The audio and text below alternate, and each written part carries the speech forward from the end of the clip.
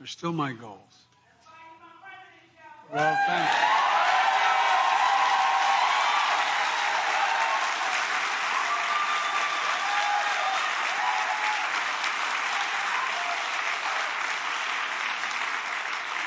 Because the soul of the country is who we are.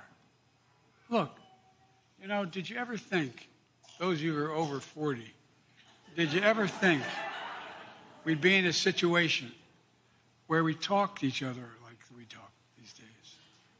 Why you see things that we see that no matter how tense things were, and they were really tough in other parts of our history. Where you ride down the street and there's a Trump banner with a FU on it and a 6-year-old kid putting up his middle finger. Did you ever say, no, I'm serious. Did you ever think you'd hear people talk the way they do? Look, it demeans who we are. That's not that's not America. Those of us who want to pull America back into the past and those who want to move it into the future. My lifetime has taught me to embrace the future.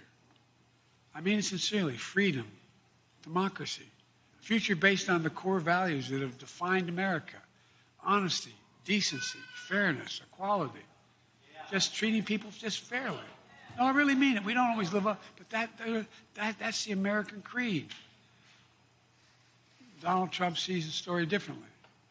He sees a story of resentment, revenge, retribution. I've been working like hell to unite Europe, NATO, and make sure Ukraine doesn't get crushed by this dictator in Russia.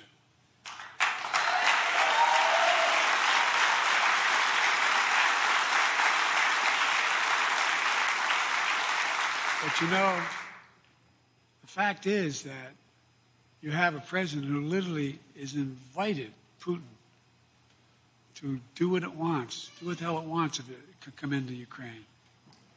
He thinks Putin is a strong, basically he's a decent guy. You know who he's meeting with today and down in Mar-A-Lago? Orbán of Hungary, who stated flatly he doesn't think democracy works. He's looking for dictatorship. The only member of NATO. That's who he's meeting with. I see a future where we defend democracy, not diminish it.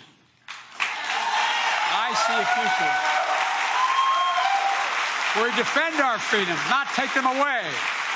I see a future where the middle class has a fair shot and the wealthy pay their fair share. And I see a future where the planet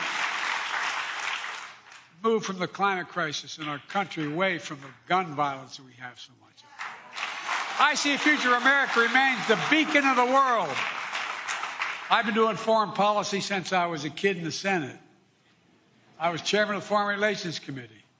And I've gone now, I spent over almost 200 hours with the leaders of Europe, the heads of state. I know them all. I've known them well. And guess what? You know what every one of them says to me, virtually except Orbán? I'm serious. As we leave these meetings, well, indirectly, they grab my arm and they pull me aside. I'm serious. They pull me aside and say, he can't win again. Because my democracy, meaning their country, my democracy is at stake.